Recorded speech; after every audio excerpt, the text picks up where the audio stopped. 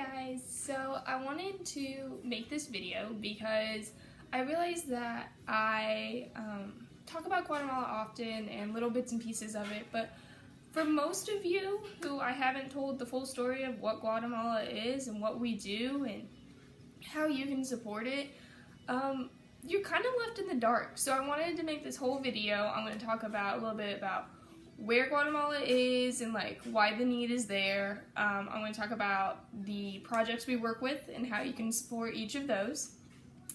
I'm going to talk about how you go, what it takes to go, because anybody can go. And I'm going to talk about how I'm fundraising myself if you want to support my trip individually. If you're being shared this video and you don't know who I am, I'm Samantha Inscore. I'm 21 years old and I go to the University of Kansas.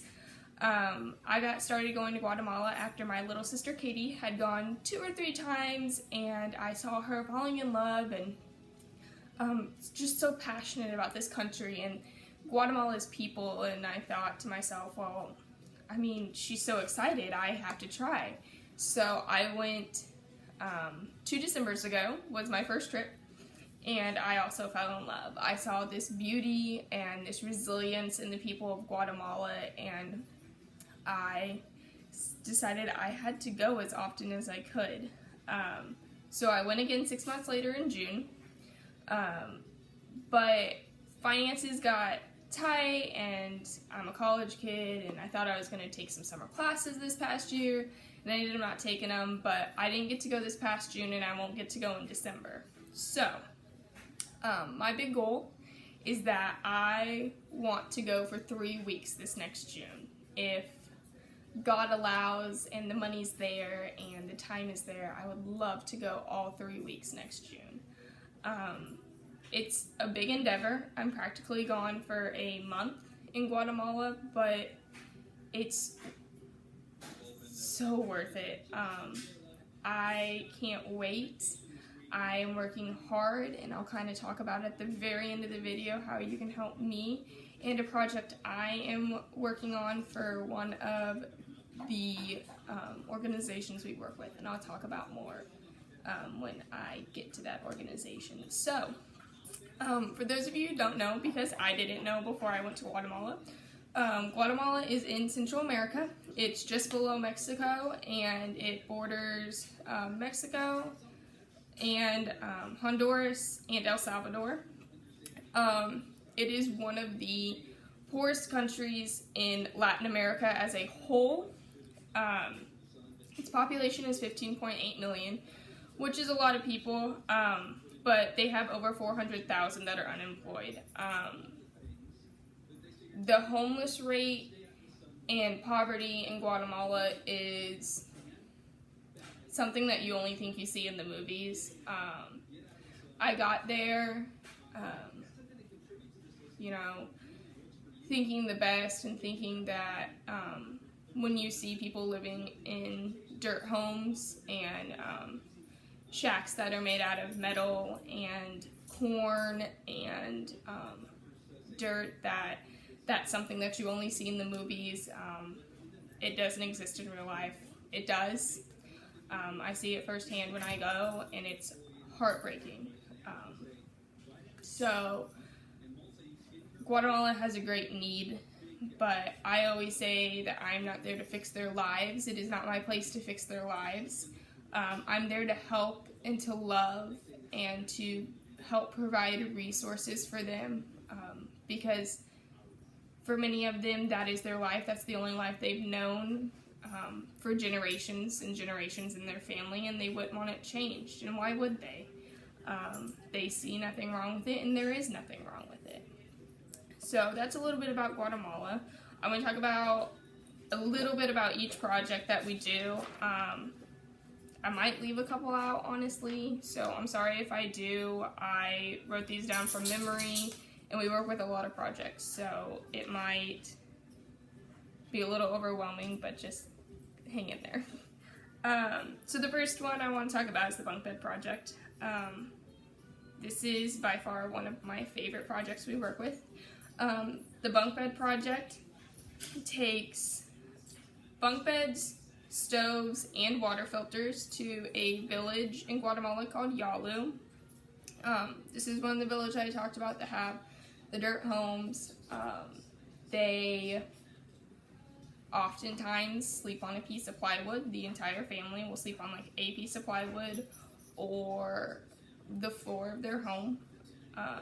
So getting a bunk bed is something that often we overlook having a bed, but I've watched moms cry getting a bunk bed. I've seen kids play on their bunk beds after we set them up like it is a state-of-the-art jungle gym. They're just so excited and they curl up in the blankets. We also do stoves. Many of the families in Yalu cook over an open fire. So what happens is they start a fire and they keep it going for as long as they can, because if it goes out, it's pretty difficult to start it back up again. So some of the problems that come with that is that the kids do play around the fire. So it's an open fire. When you go to Yalu, you see a lot of kids who have burns from falling into the fire, just being burned by hot pans and stuff. Another problem with it is the smoke that's constantly coming off of it, because they keep it running constantly, causes health issues for those, as you can imagine. So the stoves are really important to them. If I can insert pictures if technology works with me, I will. If not, I'll just find a way to add them in afterwards. But these stoves are really cool. They're made out of stone. It allows them to make the wood last immensely longer than it would just in an open fire. It keeps the fire inside of the stove, so the kids are protected from it, and so is the mother who's cooking. And the stove actually has a pipe that comes out of it and will be inserted, like the end of it is inserted outside of their home or their kitchen, so where the smoke will exit the home that way, so they don't ever breathe it, which is really important because it takes away that inhalation that they have almost 24 hours a day of that smoke. There's a few ways you can donate to this project. The stoves are $190, and I'll link all the links either in the description, or if you're seeing this on Facebook, it'll be in the comment section of the original post. Stoves are $190. Bunk beds are $208, and then water filters are $60. In Yalu, they have a main source of water, kind of in the center of the village. It's a main source of water. So when you think about that they do everything from one source of water, you don't think about the details, and I didn't until someone kind of laid out the details for me. So if you think about it, this main source of water, they cook from it, they clean from it, they will drink it, they wash their clothes in it, and they bathe in it. So, yes, that sounds gross, and it sounds like they already need a water filter, but I had someone put it to me this way, and it blew it up even more into proportion, and it made me want to donate a water filter to every family in Yalu. So, women, when they are menstruating, don't have the resources to get feminine products. It's a very rural village. They're nowhere near like a convenience store or anything like that, so they don't have the resources to get there and get them, and they don't have the money to buy them. So think about a woman who is menstruating, who goes and washes her clothing in that water, and then an hour later another mom comes to grab that water to cook, or drink, or clean herself in. So these water filters are life-changing for these moms. Each water filter lasts them a year, and then the actual filter inside of them is changed. So those are $60, and like, to me, $60 to change a family's life like that is incredible. Like, you can't beat that. Another thing you can do is donate rice and beans to the Moms of Yalu. I believe it's like 3 or 5 pound bags. That's $10. And then you can donate sheets for the bunk beds for $22. And I, again, will have all of the links to get to where you can donate those. Sorry, my dog's being a goofball. The next thing we do is we work with 2 different orphanages. We work with an orphanage called Eleanor Patricia and Hogar Lucy de Maria. Normally we just spend the day with these kids. We love on them. We play crafts with them, bring lunch, and it's a fun day. It's a fun day just to love on babies and to run around with kids and just see them so happy, because the reality of it is that although they have enough nannies to run a daycare, it's not, or to run an orphanage, it's not always enough nannies to give each kid the one-on-one love and attention that they need. So us coming is a big deal for them. Recently, we've also started taking them on outings. So we've done things like, we took them to the ocean one year, we took them to an arcade, we took them to the zoo, and they love getting out. As you can imagine, the ocean was an incredible thing to watch them see, because it, for all of them, was the first time they'd ever seen the ocean, and for most of them will be the only time they've ever seen the ocean. So it was a big deal, and it was really moving to see them get so excited and just run and sprint towards the beach. You can help the orphanages by, you can sponsor a child. So I believe it's $35 to sponsor a child through Hogar. And what that does is that money just goes to helping Hogar fund for meals, clothes, diapers, all that kinds of things. And then if you sponsor a kid from Hogar, you can send little things. They kind of discourage really big gifts there, just to not make other kids jealous.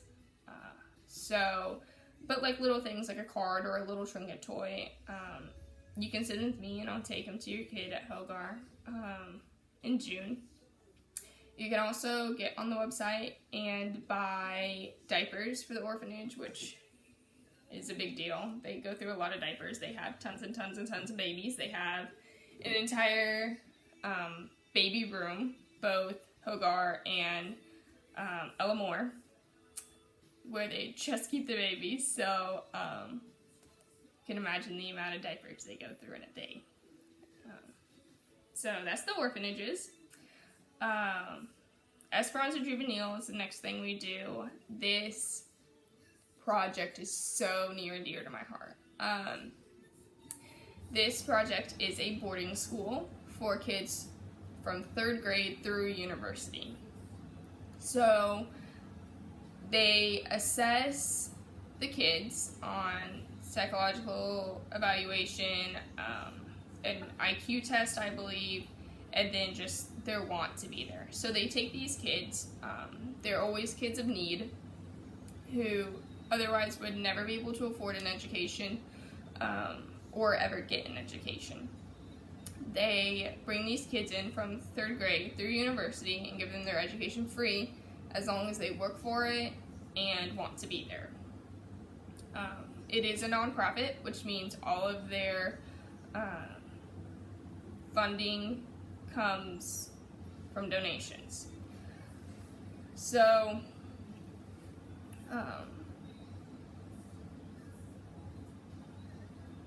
sorry, I lost my train of thought. So ways you can support them is you can sponsor a student, just like at the orphanages. I sponsor a boy who is in 6th grade named Jefferson. He is precious. He's awesome. I love him.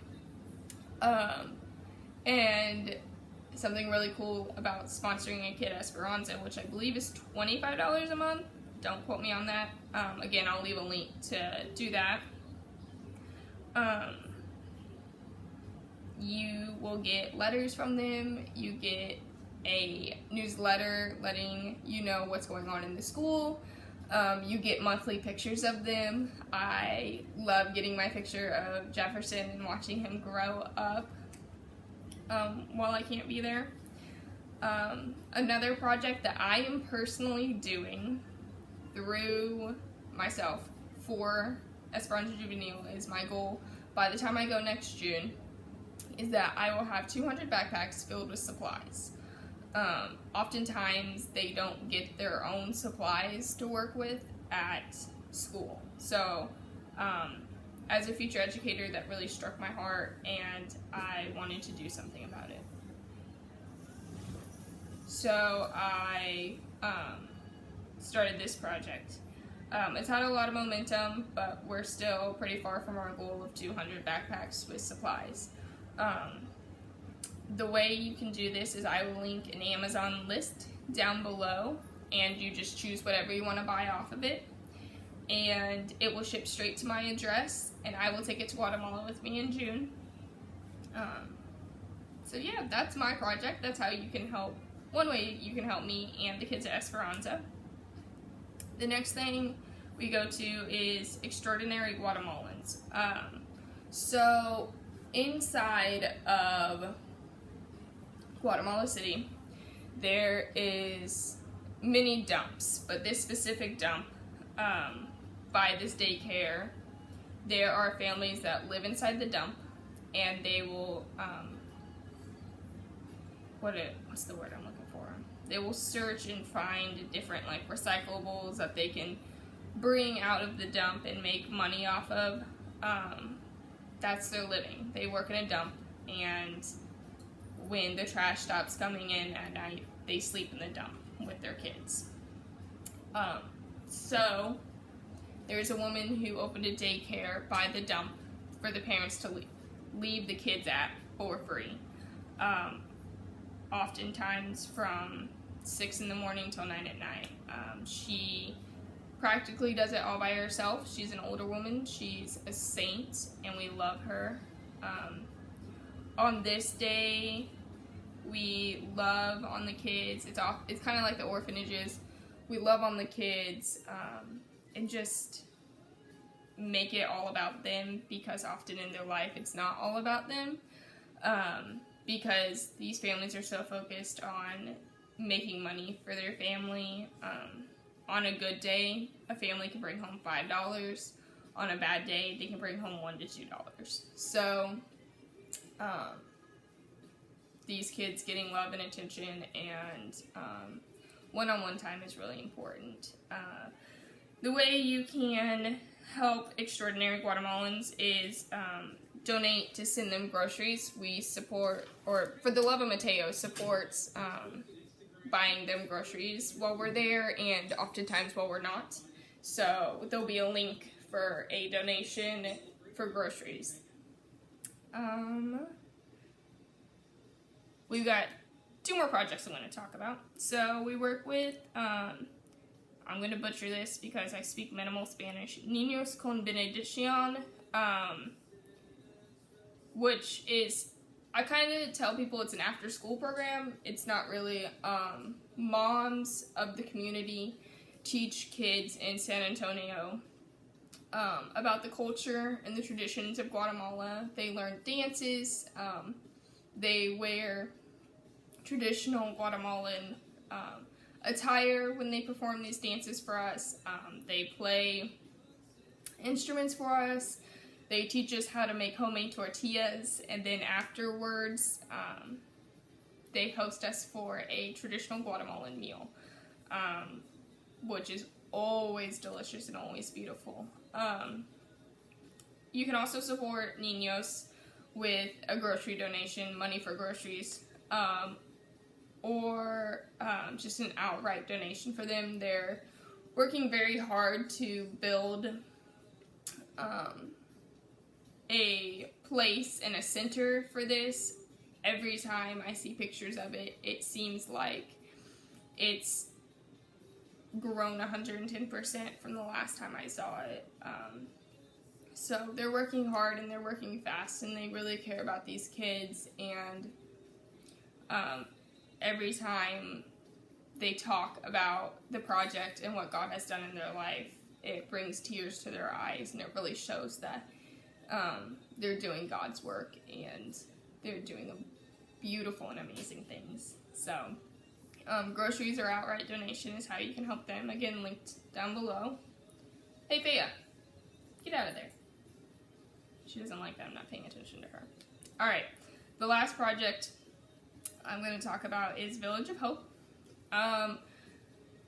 Village of Hope is always a hard project to go to because of what they do, and they are so doing God's work by doing this. But I always feel so good when I leave that someone is in Guatemala helping in this way. So, Village of Hope gives orphans with special needs, or mainly that are HIV/AIDS positive, adolescent mothers and their babies, family-style living. They show them God's love and peace. They pretty much bring these kids and adolescent mothers in and give them a family. They truly are this like giant family, and it's so beautiful, and they live in family-style homes, and it doesn't feel like an orphanage when you're there. So most of the kids are HIV or AIDS positive, some with special needs, and like I said, they're adolescent mothers. There have been pregnant mothers there as young as 10 years old, and sadly, often what that's from is them being sex trafficked in English, or being raped. Like I said, it's not a fun reality to face while you're at Village of Hope, but it makes you so happy that they're doing what they're doing, and they're helping these women and these children. Recently, Addison, who is a daughter of Todd and Amy, she's actually about my age, her and her husband started a baby hospice. So this is part of Village of Hope, but it's a new project. So oftentimes in Guatemala, when a baby is born with a defect or an illness, neither the mother who gave birth to it nor the hospital have the funds or means to give that baby the care it needs. So oftentimes that baby is just put in a room to die. And as sad as that is, it's a reality there because they don't have the ability to help that baby. So what Addison has started doing is she has a baby hospice. So she brings those children in, and she either gives them the care they need or give them a loving, happy home to live the rest of their days if it's terminal. I absolutely love what they're doing. It's something that you wouldn't think would ever be needed, but it's there, and they're making the best of it. And then the last day, so most of the days the first night we have dinner and we sort donations, and then we do all these projects during the week, and then the last day we have a free day. I think this is really important, the free day, because it gives you time to reflect, to think about what's happened all week, and to immerse yourself in the Guatemalan culture. So on the last day, some go to the lake, some hike a volcano, some stay in Antigua and just shop and hang out. You can go to the Mayan ruins. You can go zip lining. There's a lot of things you can go into. I have hiked the volcano before. It's hard. I ended up having to take a horse up, but it is so beautiful from the top. So beautiful. It's like it's like sitting on God's mountain. I mean, all you see is beauty and the grace that God put on this earth. So it was so worth it, as hard as it was. Another thing I've done my first trip I went ziplining. That was also super awesome. Kind of short, so if you want to do that, it's, what am I trying to say? It's kind of short, so like some zip line courses are like really long and like daring. This one's kind of a shorter one, but again, you get to see a little bit of beauty in Guatemala. So that's about it.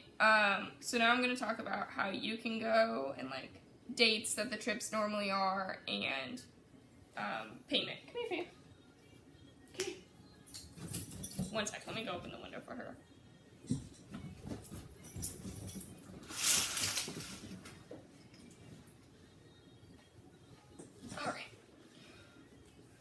Okay, so the trips normally are the first 3 weeks in June and the first week in December. The trip fees are split into 2 payments of $350, so it's $700 total. That includes your hotel room, transportation while you're there, a few meals, and any activities we do. So like if we take one of the orphanages to the ocean or to the zoo, it takes care of that. Then you also have a plane ticket you have to pay. My plane tickets have always hovered between $700 and $800.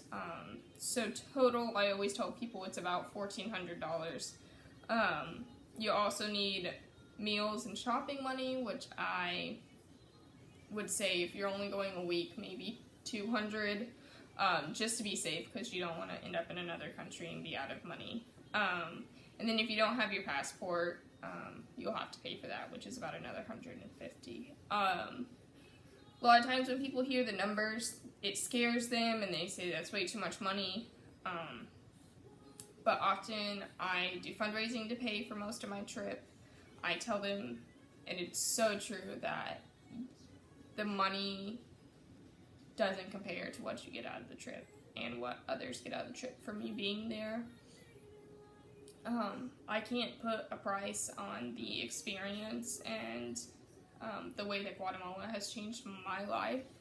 So the money doesn't matter to me. I'll find a way to get it, whether it be through fundraising, through me saving my own money little by little all year long. So yeah, I normally tell them about $1,400 plus your passport if you don't have it, and meals and shopping about $200. So for my trip, I'm currently fundraising 2 different ways. The first way is I'm taking just outright donations through my GoFundMe page, which I'll also have linked below. And I'm collecting donations for Esperanza Juvenile through my Amazon list, which I'll have linked down below too. I am toying with the idea of having a garage sale. So of course this would be something that you can only participate in if you're local to the Kansas area. I am gonna ask for donations for the garage sale and then sell whatever I have to make a profit for my trip. And so my trip for 3 weeks is just about over $3,000 for my plane ticket and shopping money and my trip fees. So I have a lot that I have to collect, but I know God's gonna help me and He's gonna bring me through and only give me what I need for my soul and for my experience. If I end up having any extra donations beyond that $3,200, then that money will go towards buying everything we need for the backpack project. And then if by some astounding chance we have more than that, I will use the rest to donate to things such as Yalu bunk bed stoves and water filters, diapers for the orphanages, things like that. So, that being said, if y'all have any questions, please let me know. You can comment, message me, whatever you please. But yeah, I just wanted to hop on here and make this video to let you know a little bit more about Guatemala. Bye.